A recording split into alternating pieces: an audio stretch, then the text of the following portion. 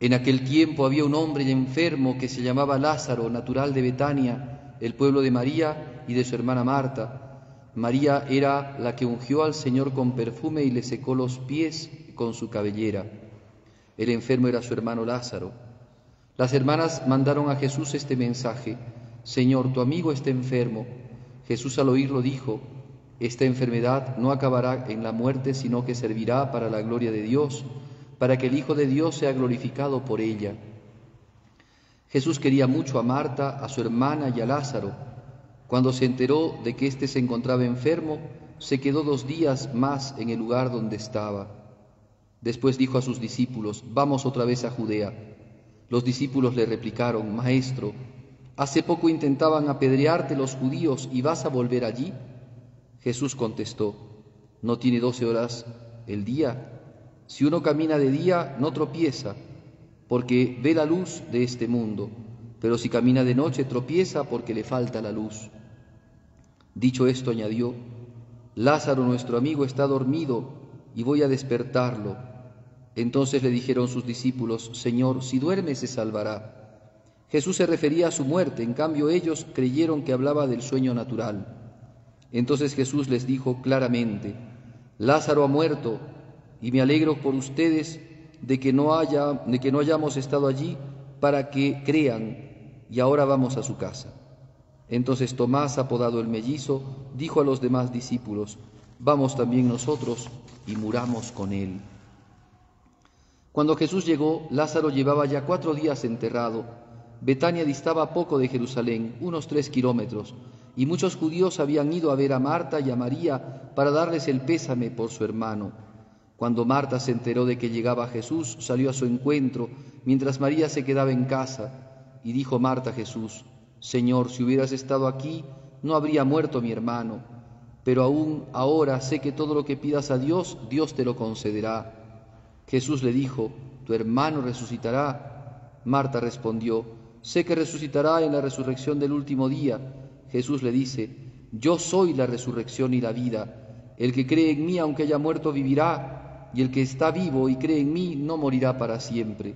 ¿Crees esto? Ella contestó: sí, Señor, yo creo que tú eres el Mesías, el Hijo de Dios, el que tenía que venir al mundo. Y dicho esto, fue a llamar a su hermana María, diciéndole en voz baja: el Maestro está aquí, te llama. Apenas lo oyó, se levantó y salió de donde estaba él, porque Jesús no había entrado todavía en el pueblo, sino que estaba aún donde Marta lo había encontrado. Los judíos que estaban con ella le siguieron, pensando que iba al sepulcro a llorar allí. Cuando llegó María a donde estaba Jesús, al verlo se echó a sus pies diciéndole: Señor, si hubieras estado aquí, no habría muerto mi hermano. Jesús, viéndola llorar a ella y viendo llorar a los judíos que la acompañaban, se conmovió profundamente y se estremeció. Después preguntó: ¿dónde lo han enterrado? Le contestaron: Señor, ven a verlo. Jesús lloró. Los judíos comentaban cómo lo quería, pero algunos dijeron: ¿y uno que ha abierto los ojos a un ciego no podía haber impedido que muriera éste? Jesús, sollozando de nuevo, llega al sepulcro. Era una cueva tapada con una piedra. Dijo Jesús: quiten la piedra. Marta, la hermana del muerto, dijo: Señor, ya huele mal, porque lleva 4 días. Jesús le dijo: ¿no te he dicho que si crees verás la gloria de Dios? Entonces quitaron la piedra. Jesús, levantando los ojos a lo alto, dijo: Padre, te doy gracias porque me has escuchado. Yo sé que tú me escuchas siempre, pero lo digo por la gente que me rodea, para que crean que tú me has enviado. Y dicho esto, gritó con voz potente: Lázaro, ven fuera. El muerto salió con los pies y las manos atados con vendas y la cara envuelta en un sudario. Jesús les dijo: desátenlo y déjenlo ir. Y muchos judíos que habían venido a casa de María, al ver lo que había hecho Jesús, creyeron en él. Palabra del Señor. Gloria a ti, Señor Jesús. Asiento.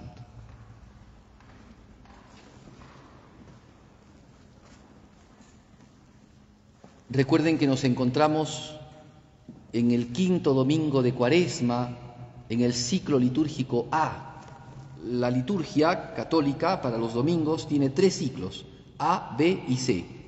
Y nos encontramos ahora en el ciclo A. Y en el ciclo A, la liturgia nos está llevando por determinados misterios durante el tiempo de Cuaresma, por determinados misterios para que descubramos quién es Jesucristo, pero además para que en ese conocimiento de Cristo, en esa revelación de Jesucristo, nosotros podamos vivir mejor nuestro tiempo de Cuaresma. Y entonces, si hemos seguido el itinerario, ¿no?, de la Cuaresma, ustedes hemos empezado el domingo primero de Cuaresma con la proclamación del Evangelio de Jesús en el desierto, para que el cristiano se adhiera a Jesús, que por nosotros entra al desierto y que nos enseña, nos hace un entrenamiento Jesucristo en el desierto para vivir vida espiritual. Entonces nos hace entrar en el desierto para poder allí tener un contacto más cercano con Dios, en el silencio, en la oración, para también vivir este tiempo de austeridad, porque la austeridad hace que nosotros podamos templar nuestro corazón y escuchar mejor a Dios. Una persona que está regalada en placeres y que solamente quiere pasarla bien, muy pocas veces puede escuchar a Dios.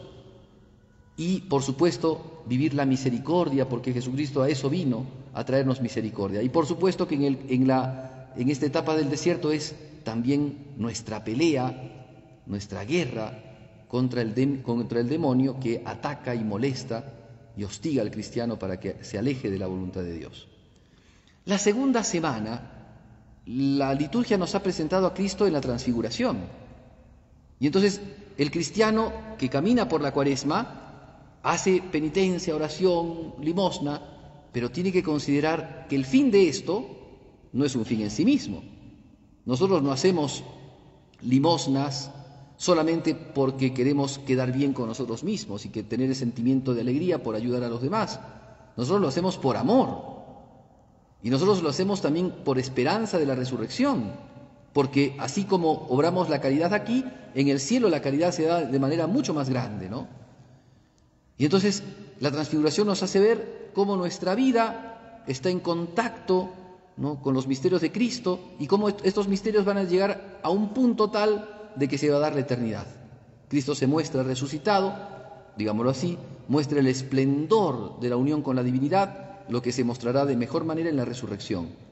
Y entonces el cristiano sabe a dónde apunta. Se hace misericordia es porque tiene esperanza de la vida eterna. Se hace penitencia no es porque le guste el dolor ni el sacrificio solamente, sino porque se da cuenta que esos son medios también que tiene para poder purificar el alma, para poder acercarse a Cristo, el Señor de la vida, el Señor de la resurrección. Y si el cristiano reza es porque justamente quiere entrar en intimidad con el Señor resucitado, transfiguración. Al siguiente, y además para hacer ver de que la Cuaresma termina en esto, ¿no? Bien, siguiente semana, Jesús se ha encontrado con la mujer samaritana. Entonces, Cristo se presenta, ustedes se han dado cuenta, se presenta como luz en la transfiguración. Cristo se presenta ante la samaritana y la samaritana le quiere dar de beber agua y Cristo le dice, yo tengo un agua que es más grande y que salta a la vida eterna. Cristo se presenta como el agua que nutre, que sana. Ahora, la siguiente semana, Cristo se muestra como el que abre los ojos a los ciegos. Hemos tenido nosotros la semana pasada la curación del ciego nato. Y entonces, en esta curación, Cristo se manifiesta como el Mesías redentor, como aquel que da la vista a los ciegos y aquel que es luz y que ilumina al mundo. Y entonces Él ha venido a dar un testimonio para que los hombres que no vean puedan ver y los que ven no vean. Porque claro, los que se unen a Jesucristo con humildad y antes no veían, ahora por Cristo pueden ver, pero muchos hay que viendo, porque tenían la posibilidad de ver, por su obstinación, por su pecado, por renegar de Cristo, van a dejar de ver. Y ahora el Evangelio, entonces vamos siguiendo, ¿no? Y ahora el Evangelio nos habla de esto. Cristo es la resurrección, Cristo es la vida, Cristo es el que tiene poder para dar la vida después de la muerte. Entonces, todas estas cosas que las vemos por separado, las vamos a ver después cuando lleguemos a la Semana Santa en la Vigilia Pascual. Cuando ustedes participen de esta hermosa misa de la Vigilia Pascual, van a poder ustedes constatar los ritos. El rito, por ejemplo, de la luz. Cristo es la luz resucitada que ilumina la humanidad. los ritos del agua. Cristo es el agua de la vida que nutre y sana el corazón de los hombres. Cristo, ¿no?, es el que resucita, y al resucitar Él da la resurrección a los muertos. Entonces vamos viendo, se dan cuenta cómo de a poquito nos ha ido iluminando este caminar por la Cuaresma, y vamos a llegar a una etapa de iluminación auténtica, preclara, en el día de la Pascua. Primer punto, como para que más o menos vean ustedes cómo esto es una verdadera catequesis, ¿no? O sea, la liturgia, si bien lo que hace es hacer que recemos, que contemplemos, ¿no?, el sacrosanto misterio de la cruz en la Santa Misa, pero también la liturgia nos quiere llevar a este conocimiento de Cristo nuestro Redentor mediante estos misterios que se van presentando. Bien, segundo punto, ya nos abocamos a este tema de esta lectura que ha sido bastante larga, del milagro de Cristo que resucita a Lázaro. Sepan que los evangelios nos narran 3 resurrecciones, que Jesucristo resucitó 3 muertos, según lo que nos cuentan los evangelios. El primero es a la hijita del príncipe de la sinagoga, ¿no?, Jairo, en Cafarnaúm.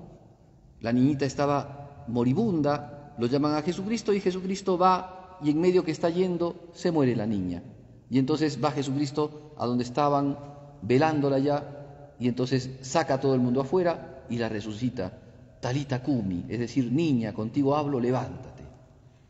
Segunda resurrección, había una mujer viuda, pobre por tanto, que tenía un hijo que se le había muerto, la viuda de Naín.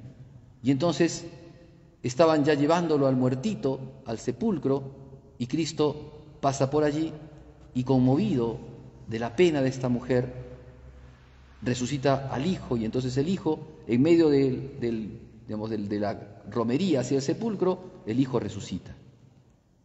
Y este tercer momento, que es el momento, o este tercer milagro, que es el milagro tal vez más, podríamos decir, más impactante de todos, porque si bien ya todos son impactantes, pero este era la manera más clara y evidente de mostrar que Jesús tenía poder sobre la muerte, porque a un muerto de 4 días de muerto se murió, lo velaron, lo enterraron y estaba dentro del sepulcro, con una piedra removida. De repente, a la voz de Jesucristo, se levanta el muerto. Tercera resurrección que hace Jesucristo, la de Lázaro, de la hija de Jairo, la del hijo de la viuda de Naín, y la resurrección de Lázaro, su amigo. ¿Por qué digo esto? Porque, claro, el Evangelio nos ha mostrado estos pasajes, pero este pasaje en particular, según, por ejemplo, lo que San Juan nos va comentando, es determinante. En Galilea, Jesucristo había hecho muchas obras y la gente estaba muy contenta con la llegada del Mesías. No así en Judea, porque en Judea estaban los príncipes del Sanedrín, los príncipes de los sacerdotes, que eran un poco los que manipulaban toda esta situación. Y ya se había, esto lean ustedes, está en el Evangelio de San Marcos, capítulo 3, o sea, ya desde los primeros capítulos, ya apenas Jesús predica, ya apenas Jesús empieza a mostrar sus signos, de repente quieren matarlo. Y querían matarlo cuando vieron la curación del hidrópico, y quieren matarlo cuando Jesucristo va a Nazaret, a su propia tierra, y dice: ningún profeta es bien recibido en su tierra. Y quieren matarlo porque dicen que cura en sábado. Bueno, ya en Galilea tenía ciertas asperezas y contendientes y detractores, pero en Judea es donde más se va a arreciar, ¿no?, la animadversación contra Jesucristo. Entonces, ¿qué pasó? En Judea San Juan nos dice, capítulo 5, que Jesucristo había dado la vista a un cieguito, lo del Evangelio pasado, y eso removió. Si ustedes han prestado atención al Evangelio del domingo pasado, los príncipes del Sanedrín estaban furiosos, porque Jesucristo había hecho un milagro patente, porque al cieguito lo conocía todo el mundo.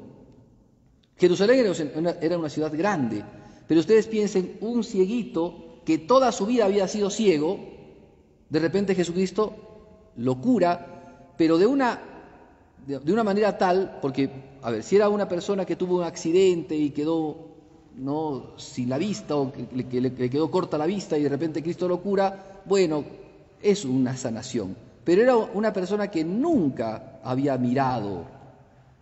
Cristo le ha dado la vista a un ciego que nunca había mirado.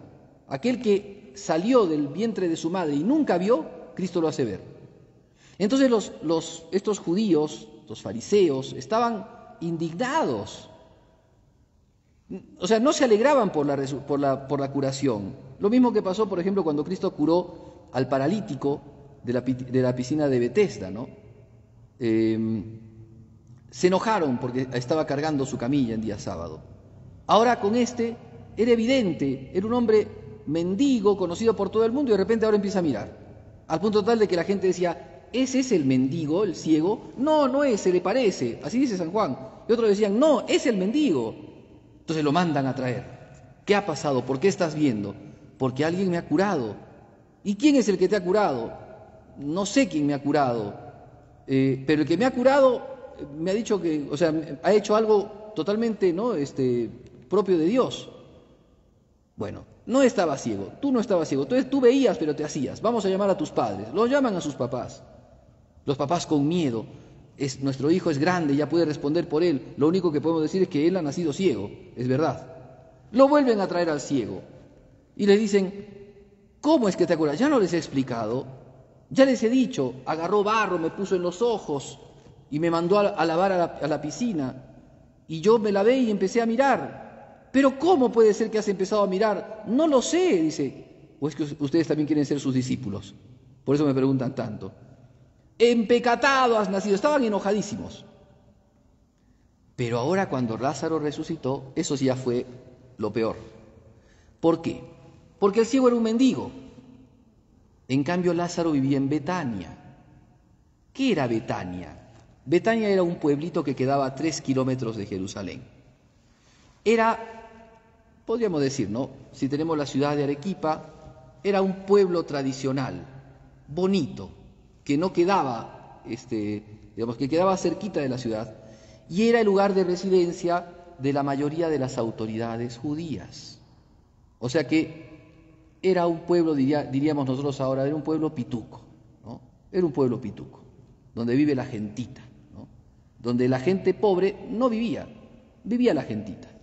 Y resulta que Marta, María y Lázaro eran de esa condición y eran amigos de Jesús, pero era gente buena. Y entonces cada vez que Jesús iba a Jerusalén no se alojaba en Jerusalén, se alojaba en Betania. Entonces piensen que Jerusalén era una ciudad metropolita, ¿no? Era una ciudad que acogía un montón de gente, era cosmopolita, atendía un montón de gente, había mucha gente que vivía en Jerusalén. Si hubiese existido, posteriormente el templo de Jerusalén hubiera sido considerado tal vez una de las maravillas del mundo, porque era un templazo, era una cosa impresionante, una arquitectura para ese tiempo impresionante, ¿eh?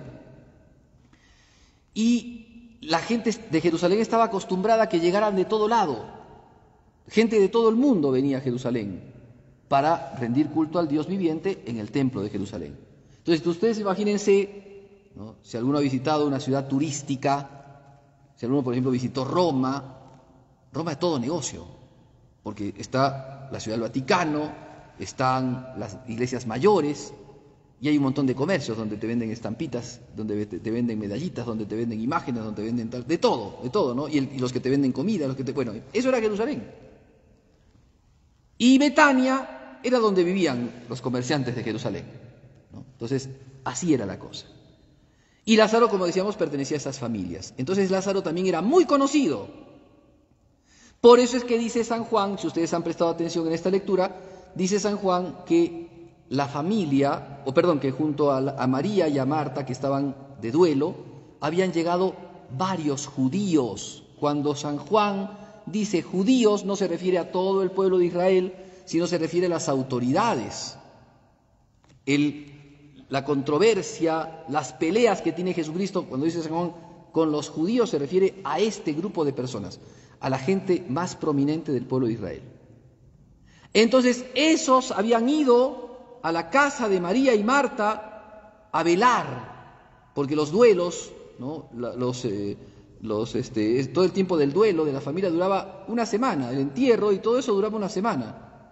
Así como el matrimonio judío duraba una semana, así también, digamos, toda la cuestión del sepelio duraba una semana. Entonces, ya había muerto, habían pasado 4 días, Jesús llega y había encontrado una gran cantidad de gente y muchos judíos representativos allí, en la casa de María y de Marta, consolando, por supuesto, como era tradicional en el pueblo de Israel, ¿no? Entonces, la cuestión es que estaba lleno de esta gente. Y por eso es que Jesucristo cuando reza dice, te alabo Padre, ¿no? Te alabo Padre, porque tú estás siempre conmigo. Y esto lo digo para que escuchen los que están alrededor, para que sepan que vengo de Dios. Eso era clarísimo. Y entonces Jesús, allí es cuando pide abrir la piedra, sacar la piedra, correr la piedra, y lo levanta Lázaro. Y entonces era tan evidente el milagro, que era imposible negarlo, era imposible porque habían estado Lázaro enfermito, lo estaban cuidando, se murió Lázaro, pasaron la voz todo el mundo, fueron a verlo, Lázaro estaba, ¿no? Lo habían preparado ya el cuerpo de Lázaro yacente, ¿no? con aloe, con mirra, lo habían envuelto, estaban los testigos. Lo habían enterrado y nadie había movido la piedra, lo habían enterrado, 4 días enterrado y de repente, levántate Lázaro. Y Lázaro, para colmo, ¿no? Sale, y esto, a ver, uno tiene que tener una mirada imaginativa en esto, ¿no? Imagínense ustedes a una momia salir del sepulcro, porque así estaba Lázaro, estaba con el sudario, por tanto la cara tapada, ni siquiera podía ver, con las manos como envolvía. Ustedes no eran solamente los egipcios los que momificaban, también el pueblo de Israel lo hacían. Así era como enterraban a los muertos. Ahora nosotros le ponemos el ternito, el más piadoso le pone la mortaja, ¿no? De la Virgen del Carmen, le pones el sepulcro, bueno, pero antes no era así, lo envolvían. Entonces estaba con las vendas, entonces tiene que haber salido medio saltando Lázaro, ¿no? Se levantó y empezó a saltar hasta afuera. Y Jesús por eso dice, desátenlo. Estaba todo atado, imagínense, de pies y manos. ¿Cómo habrá salido Lázaro? Entonces, era tan evidente el milagro, que no podían contrariarlo. Ya no había manera de decir, este es pecador, lo que hace no está bien, es un blasfemo. Ya la gente, este es el Mesías, se acabó. Este es el hijo de David. Ha resucitado un muerto. ¿Qué decía el profeta Isaías? Da la vista a los ciegos. Ahí está el cieguito nato. Levanta a los paralíticos, ahí está, el de la piscina probática. Resucita a los muertos, ahí está Lázaro. Es el Mesías, es el hijo de David. ¿Por qué creen que el domingo de Ramos la gente le empezó a gritar a Jesucristo, lo que vamos a celebrar la próxima semana, ¿no? Salve al hijo de David. ¿Por qué? Era el Mesías. Pero los príncipes del Sanedrín estaban que explotaban de cólera. Entonces pasa como siempre, ¿no? Cuando uno ve algo malo, por ejemplo, tiempo de lluvias, nuestra ciudad, se rompen las calles, ¿no? Entonces salen los vecinos y todos miran, mira este bache enorme, hay que arreglar el bache. Y el vecino de enfrente dice también, hay que arreglar el bache. Y el vecino de la esquina, hay que arreglar, pero ninguno hace nada. Eso también pasaba con Jesús.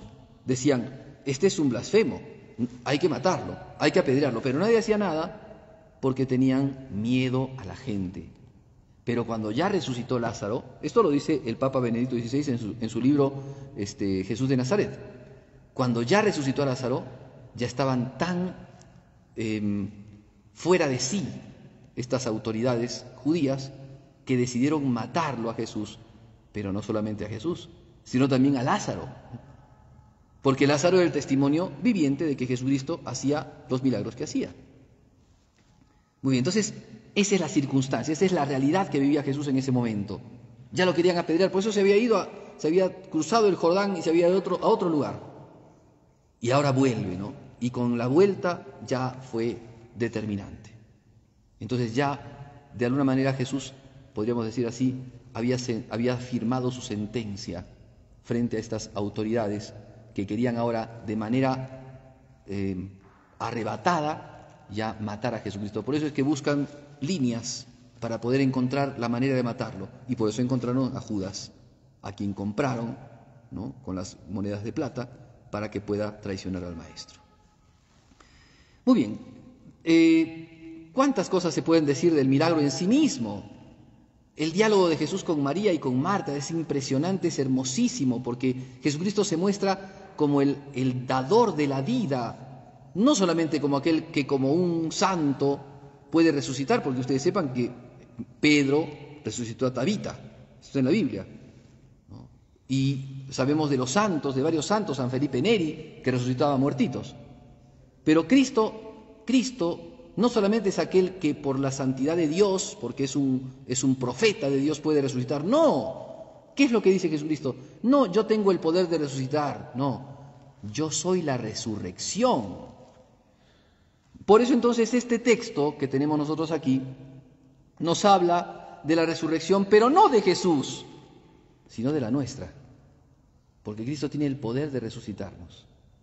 Y eso es lo que podríamos decir, vamos a contemplar nosotros en el domingo de resurrección. Cristo ha resucitado, como dice San Pablo, pero Él es la resurrección además. ¿Y por qué Él es la resurrección? Porque era vencido a la muerte. San Pablo lo dice claramente, es el vencedor de la muerte. Entonces la muerte ya no le puede hacer nada. ¿Dónde está muerte tu victoria? ¿Dónde está muerte tu aguijón? Dice San Pablo. Sí, Jesús es el vencedor de la muerte, ya no hay más muerte con Jesús. Por eso es que el que cree en Él, como dice Jesucristo acá, el que cree en Él no va a morir para siempre. Y el que haya muerto va a vivir. Esa es nuestra fe. Esa es la fe de la Iglesia. Eso es lo que nosotros creemos. Que Cristo no es un profeta, un maestro, sino Jesús es Dios. Y como Dios que es, tiene el poder de vencer a la muerte. Y venció a la muerte. Y nos dio la vida. Bueno, como les digo, tanto por decir, la resurrección de Lázaro, ¿no? El consuelo, el llanto de Cristo, otro elemento. Cristo llora por su amigo Lázaro y por sus amigas Marta y María. Se conmueve el Señor, pero eso también habla de ese llanto que Jesús tiene sobre Jerusalén. Claro, Él se conmueve por la muerte de Lázaro, pero por Jerusalén se conmueve por la muerte del alma de los jerosimilitanos, porque hay una muerte peor que la muerte del cuerpo y es la muerte del alma. Jerusalén, que matas a tus profetas, que matas a tus sacerdotes. ¿Cuántas veces te he querido reunir como la gallina que reúne a sus polluelos? Jerusalén, que no has descubierto el anuncio de la venida, ¿no? Del que iba a venir. O sea, que no descubrieron quién era el Mesías. Llora Jesucristo por la dureza de corazón. Por eso es que también cuando está cargando la cruz, lo que rezamos en el Vía Crucis, le dice a las santas mujeres, no lloren por mí, lloren por ustedes, lloren por sus hijos, porque si del árbol verde hacen lo que hacen, ¿qué harán con el árbol seco? O sea, Cristo el Señor, al que tenía el testimonio de la vida, aquel que había resucitado muertos, le hacían lo que le hacían, ¿qué no harán con cualquier persona? Se han vuelto fieras, se han vuelto bestias, han cambiado a Dios y se han convertido realmente al demonio. Muy bien, por último, y con esto ya cierro, este tiempo es un tiempo de conversión. La Cuaresma es un tiempo de conversión. Entonces, San Agustín, en una homilía muy bonita que tiene sobre este tema, dice lo siguiente, ¿no? Hablando, por eso les mencioné los 3 tipos de resurrección de muertos que hizo Jesucristo. Porque San Agustín dice, viendo esto y sabiendo que nos tenemos que convertir, tenemos que darnos cuenta que así como Jesucristo resucitó de 3 maneras a muertitos, así también puede Jesucristo resucitar nuestras almas. Porque hay personas que, por ejemplo, cometen pecado mortal en su corazón, pecados internos, pecados que nadie sabe, como el caso de la muertita que su papá se llamaba Jairo. Estaba dentro de casa, no había salido todavía la muerta. El muerto estaba dentro de. Pues hay pecados que matan el alma, pecados internos, malos pensamientos, malos deseos, acciones internas que solamente las conoce uno, matan el alma. Cristo tiene poder para resucitar. Pero hay otros que han roto la cuestión interna y ahora mueren en pecados externos, cualquiera de los pecados graves contra los 10 mandamientos, como aquel muerto que están transportando ya externamente. Cristo tiene el poder también para resucitar a este muerto, porque así es el poder de Cristo. Pero aún hay más, Hay algunos que sus pecados son reiterados, continuos, constantes, ya son vicios o inclusive adicciones. Y Cristo tiene el poder también para rescatarlos a ellos que se encuentran ya en un sepulcro, tapiado, vendados, pues a ellos también Jesús puede resucitarlos. Basta que se crea en Él para que el Señor conceda la reconciliación, la redención. Por eso nadie pierda la esperanza que Cristo por todos murió y tiene poder para resucitar a todos, a la muerta que está dentro de casa, al muerto que está camino al sepulcro y a aquel que ya fue sepultado durante varios días por sus pecados. A todos los puede resucitar Jesús.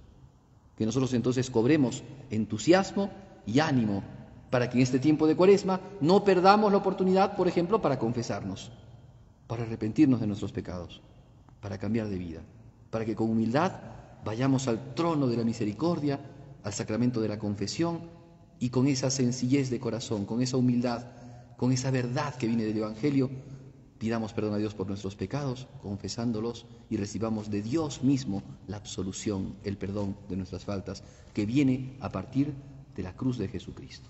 Pidamos estas gracias a la Santísima Virgen María.